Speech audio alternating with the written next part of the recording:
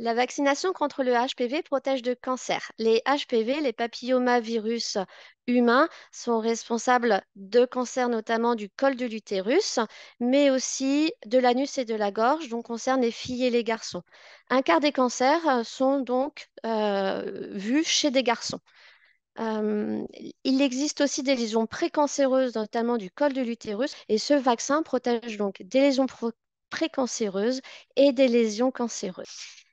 Les papillomavirus sont aussi responsables non pas de cancer, mais de condylomes, des verrues anogénitales, qui sont des excroissances de peau au niveau des parties génitales en général. Ce n'est pas grave, néanmoins, c'est des excroissances de peau qui gênent la personne et qui diminuent sa qualité de vie. Les vaccins actuels contre le papillomavirus protègent de ces condylomes qui touchent garçons et filles, plus de 50 000 nouveaux cas pour les garçons et 50 000 nouveaux cas chez les filles, donc c'est fréquent. Les papillomavirus se transmettent facilement par simple contact de la peau ou des muqueuses, en partie au niveau génital, donc lors de rapports sexuels, mais quelle que soit sa sexualité. On est tous potentiellement à risque de papillomavirus.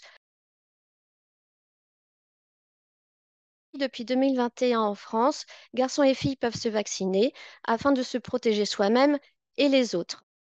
La vaccination est proposée à partir de 11 ans et jusqu'à 14 ans, il suffit de 2 doses. Après 15 ans, 3 doses seront nécessaires.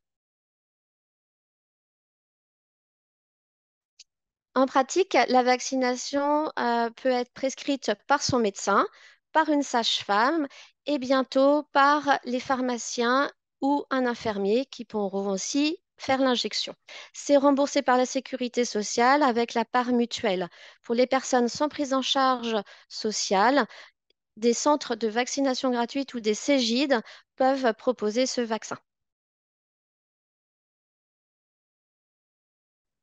La vaccination contre le papillomavirus est sûre puisque cela fait plus de 15 ans que de nombreux pays font cette vaccination et des registres internationaux existent.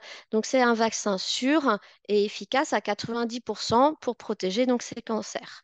Au niveau des effets indésirables, on note un peu comme pour tous les vaccins une douleur au point d'injection qui est possible avec aussi des maux de tête et une fatigue. Donc, il est proposé d'éviter de vacciner avant un examen, une compétition de sport, une fête familiale.